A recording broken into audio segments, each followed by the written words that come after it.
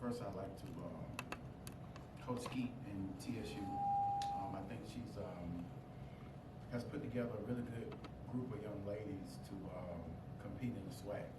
I think they've had a challenging schedule, non-conference, to try to get them prepared for that. And there's no quitting those kids. You know, those kids had more offensive rebounds than they did today. We used to turn people over 30, 40 times, and it was under 30 for them. Again, they had some really good looks and did some things really, really good against us. So I have no doubt that they're going to show well in the conference. And Coach Skeet's a really good person, really tough-nosed coach. She knows all about winning, and they'll have an opportunity to do well in the SWAC. I thought we came out today and upheld the standard. I told the young ladies about the Arkansas Pine Bluff game, winning at Arkansas, and how I thought Arkansas played a really good game, but they didn't uphold the standard of who they are. So we wanted to use that as an example of just upholding the standard of doing what we're supposed to do every single time.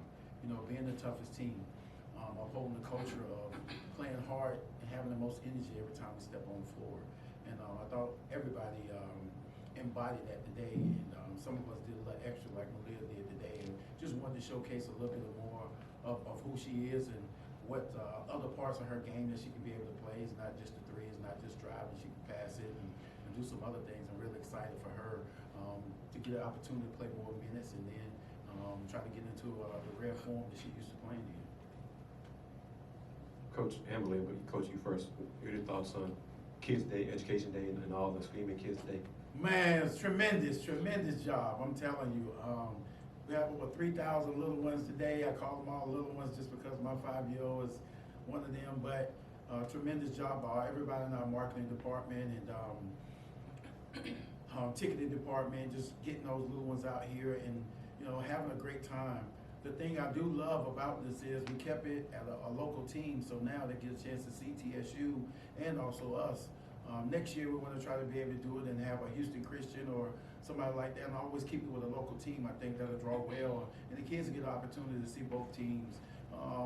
Because again, when they're just cheering for the basket. They don't know about each team and things like that, but it was a tremendous opportunity for them to come, and we really appreciate them being here and all the hard work for everybody that put in to be able to help them be here. We really thank them for that. Yeah, piggyback to what he said, it's just very exciting when it comes to the games. Did a little meet and greet afterwards is really exciting also, just by the little kids just looking up to you and just excited to see you play. Hey Coach, you're now 8 games in. How do you feel the team has gelled as a unit and also their ability to pivot and adapt in game situations? You know, the one thing I love about it is we don't have any locker room issues. We don't have any traveling issues. We don't have any issues at the apartments. We don't have any outside distractions. And, when you judge that off of your team, that means your culture is doing what it needs to do. Everybody's embodying that, and they're self-policing themselves and taking care of things. Excuse me, as far as the court, I think we've been having the opportunity to be able to fight through a little bit of adversity and be able to push through and do the things necessary to be successful. Sometimes it takes a little screaming and yelling in a huddle to be able to get them to understand the importance of holding up the standard every time. But I think we're right where we need to be. Again, when you're talking about where we're going, we're right there. We're right there. And also, after 8 games, what aspects of the defense have you seen the most improvement in? The most improvement, I think, has been the consistency of just getting up there and wanting to guard. We're still having some breakdowns on denying. We're still having some breakdowns on guarding on the ball every time. So it's some things like that. But the willingness to get up there consistently and try, that's the thing I'm most proud of, because that hadn't dropped off. We are always getting up there, no matter if you get beat or if you don't get beat. Everybody's having an opportunity to get up there and stay consistent at doing that. If you can stay consistent at doing that, you're going to improve. Maliyah, how comfortable are you 8 games in your Houston career? How do you feel? Very comfortable just with my performance and also just being able to gel and get to know my new teammates. Coach. Today was one of those days where you got off to a quick start and you didn't have to like call a timeout before the media timeout and just let the game get into a flow. How much better are you feeling with that situation, with the team adapting to, all right, balls up, let's go? Yeah, I feel really good about that because we have a veteran group. We have, juniors, seniors, fifth years, those kind of kids on the floor. So they just need instruction, and sometimes they just need to just get in each other's face and be able to say, okay, I'm not upholding myself to the standard. I'm not upholding myself to my, confront myself on what I need to do and demand it more from myself. So that's why I don't feel the urge to, want to call a timeout early and be able to change stuff and all that kind of stuff because, again, at the end of the day, they still have to play the game.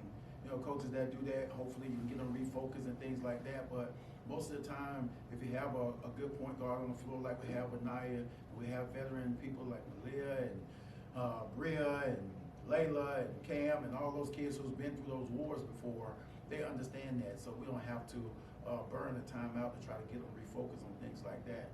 The thing we want to do is always come out and jump on people. That's why I've always gotten calls about why do you press at the beginning of the game? Why don't you just let it come to you and things like that? And I was like, that's not my life. My life has always been about trying to prove yourself, always digging yourself from out the bottom. It's always kicking in the back door. It's always every single day of trying to be able to show everybody I belong. So again, at the end of the day, when we step on the floor, we're going to do everything we can to be able to show we belong, we fit, we're here to stay, and we're going to dominate you.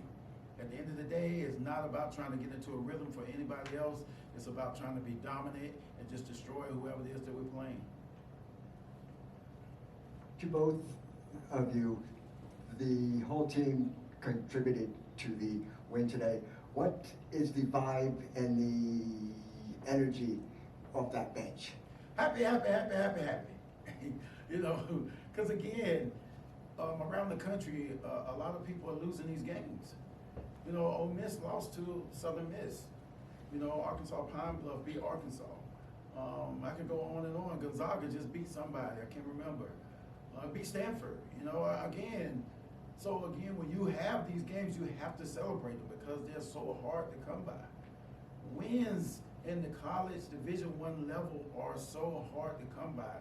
It's so much preparation and so much time you have to put in. It's so much trust you have to give to these young ladies to be able to go out and perform, especially on top of their day. They're in finals now, so they're finishing up classes and, so getting them to refocus and be able to put one thing in this bottle, another thing in this shelf, another thing on that bed, and to be able to say, okay, I'm gonna focus up and do what I need to do. That's really, really hard, especially today.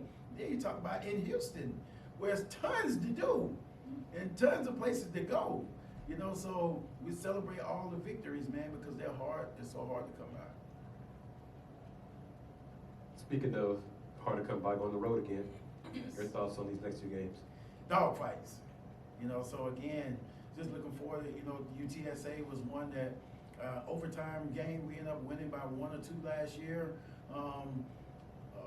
Luckily, I think the young lady who scored the 39 points on us, I think she got hurt early.